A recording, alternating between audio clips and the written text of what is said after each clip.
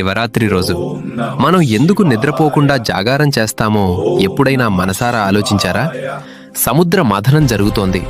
ఒకేసారి లోకాలను నాశనం చేయగల భయంకరమైన హాలాహల విషం ఉద్భవించింది. ఆ విషపు జ్వాలలు వ్యాపించడంతో దేవతలు, రాక్షసులు అందరూ ప్రాణభయంతో వణికిపోయారు. ఆ సమయంలో లోకాన్ని కాపాడటానికి ముందుకు వచ్చిందెవరు తెలుసా? సాక్షాత్తు పరమశివుడు.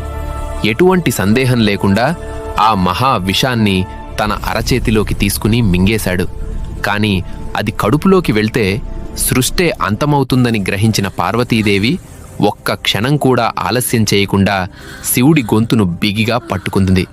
ఆ విషం అక్కడే ఆగిపోయింది. ఆయన కంఠం నీలం రంగులోకి మారిపోయింది. అలా జన్మించింది ఒక పేరు, నీలకంఠుడు. విషపు మంటలు భయంకరంగా దహించుతున్నాయి. శివుడు స్పృహ కోల్పోకూడదని దేవతలందరూ ఆ రాత్రంతా నిద్రపోలేదు.